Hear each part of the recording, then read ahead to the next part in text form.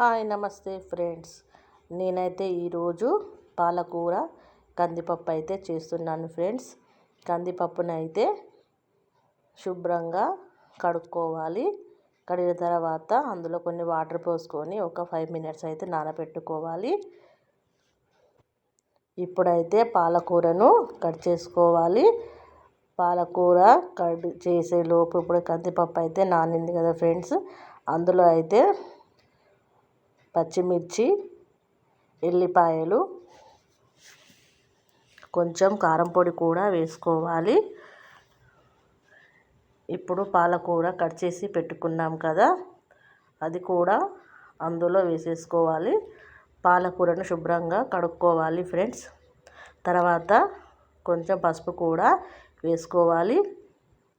కొంచెం చింతపండు వేసుకోవాలి. జీలకర్ర కూడా వేసుకోవాలి. తర్వాత మళ్ళీ కొంచెం పైనుంచి పాలకూర పెట్టుకోవాలి ఫ్రెండ్స్. ఇప్పుడైతే స్టవ్ ఆన్ చేసి కుక్కర్ అయితే పెట్టుకోవాలి. 3 విజిల్లో వచ్చే వరకు అయితే పప్పును ఉడికించుకోవాలి ఫ్రెండ్స్. పప్పు అయితే మెత్తగా ఉడికింది. మరీ మెత్తగా కాకుండా మరీ పలుకుగా కాకుండా పప్పు అయితే మంచిగా ఉడికింది ఫ్రెండ్స్. పప్పు కొంచెం గట్టిగా ఉంది కదా, ఇప్పుడు సరిపడన్ని వాటర్ అయితే పోసుకోవాలి. మొత్తం ఒకసారి అలా కలుపుకోవాలి.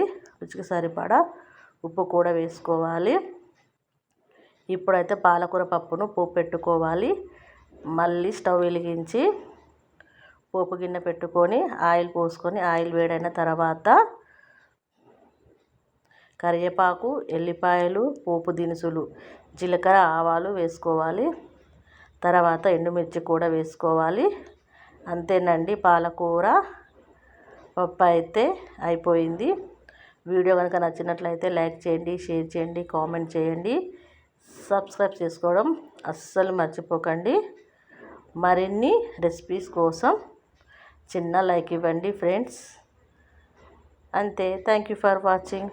Okay friends, bye bye.